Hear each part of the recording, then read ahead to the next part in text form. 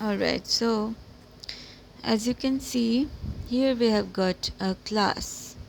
What I was saying, here we have got a class A, and here we have got class B extending A with the extends keyword. This is an example of inheritance. In inheritance, extends we inherit the methods and properties of a class with inheriting it with the extends keyword. If there had been a method here, it would have been accessible to B. If there was a method in class A, there were variables in class A, they would have been accessible in class B because B is extending A. Okay, so now we have got here a constructor of A displaying a message and constructor of B displaying a message, and since B is extending A, and which is why we have got a super keyword calling the constructor of the super class in the constructor of B. Super should be the first keyword before other lines.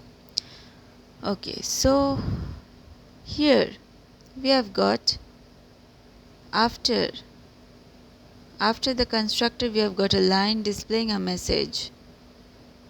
This is what this parenthesis is not required syntactically, but I have placed them in order to help you understand. This forms a instance initializer block. Just imagine a piece of code just lying around in your program. You put a braces around it and you demarcate it. It will be instance initializer code. There can be data members declared here in class B. Say data members. Okay, so data members declared, initialized, they can also be instance initializer blocks. Alright, so now we have the main method. In the main method, we create an object of class B, and when we create the object, constructor of B is invoked, and via which, because of the super keyword, constructor of class A is invoked, and this message is displayed per parent class constructor. And then because of that order of execution, the rules, that the guidelines that I've been talking about, after the constructor A, the instance initializer block will get executed of the class which is extending. So instance initializer gets displayed because just after the parent class constructor, and then control returns to class B's constructor, and this one is child class constructor invoked is displayed. That is the order of execution. That is how it gets executed. And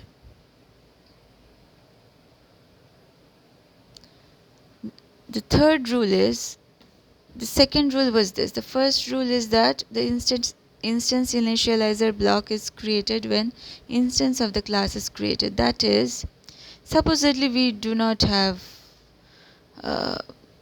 this super keyword, right? Or we do not define a constructor, or we simply have class B only. We do not have A, no extending and nothing. So in class B, or even in this program also, supposedly we had another system.out.println beneath, and that is displaying the second line of instance initializer block. Supposedly we have another SOP here, that is system.out.println, for short I call it SOP. We have another line displaying another message here beneath just the second line of instance initializer block. So that will get uh, displayed here before the child class constructor. So that is the order of execution. That is it. That is when one more line is appended here, that will be the second line of the instance initializer block. Then we can have 3-4 lines, whatever be the coding be. Um, so that that is the line by line execution. I mean, the order comes as appearing in the code. Okay, so these are the 3 rules followed in instance initializer block. And now we have got a static block.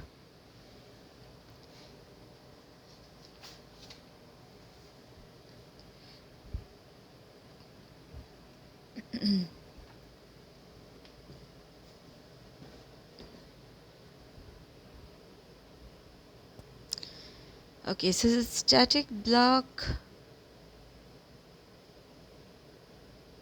instance initializer block is used to initialize the data members of the class, which are called instance data members. If we declare them static, they are static data members. But if we do not use the keyword static, you know what a data member is, like int a, float b, they are data members. A string name equal to, say, within quotes we have got Ritu, so that is data member. So unless we declare static, they are by default instance data members, and they run each time object of the class is created. Each time object of the class, we can have multiple objects of the same class, and each time they will get that set of code will run.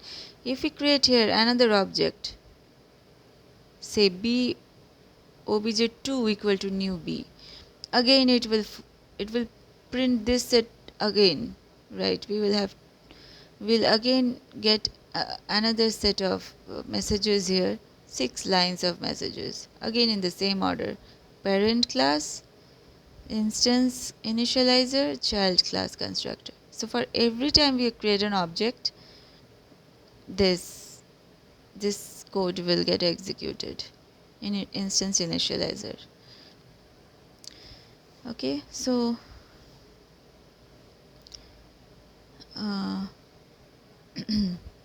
yes, so here talking about, yes, this is what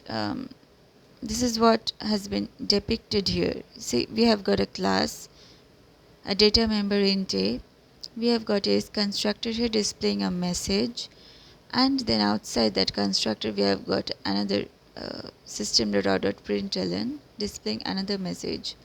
Instance initializer is invoked. Now we have got a main method here, and we create 2 objects of class A, obj1 and obj2, and each time the object is created, this piece of code,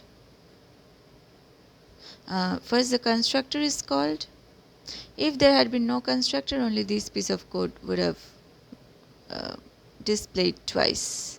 This message would have got displayed twice. But here we have defined the constructor. So code inside the constructor will get executed, and this will get executed. So for each object we get 2 messages: constructor invoked and instance initializer is invoked. Again, constructor invoked, instance initializer is invoked. That is the output that we get. Alright, so here I give another example of instance initializer code block. Say inside a class we can have a statement like this: int a equal to 10. That is a instance initializer block. So every time instance or object is created, this piece of code will get executed at runtime.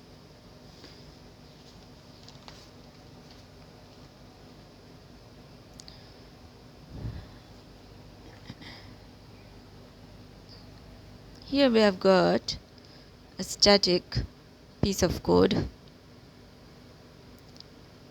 that is not dependent upon object creation. So every time a class loads in the memory, that static code block will automatically get created. So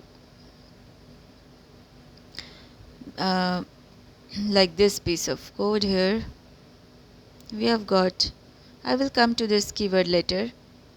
For now, let's say this keyword is not there. This emp id is static int emp id. And in this class employee, we have got this data member here and a static block of execution. We have got a void show method here displaying a message, maybe some message. We have got a main method here, two methods, one show method, one main method. Inside the main method, we create employee classes object and we invoke the method show with the object, and whatever is this SOP means system dot, I call it for short, system.out.println, whatever is there in the message it will display. But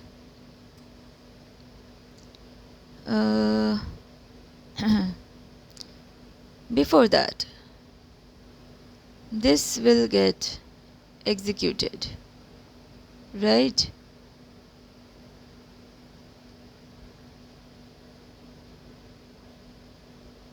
So I can actually print this value emp id here.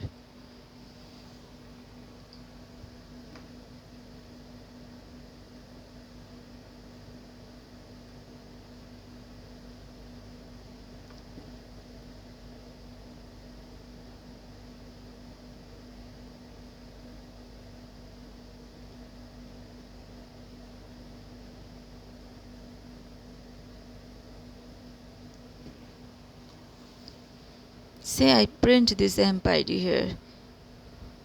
If this was not declared static, we would have got an error, right? Because this is static, this will always on class loading, it will get executed and assign the value of 1121 to this variable. This variable we are accessing in this method. This method we are calling with the object. Okay, so that is what is static block. So variables, that piece of code that we need to ensure to run independent of object creation. Even if we do not create an object, we can that code gets executed. Okay, so now let us come to final.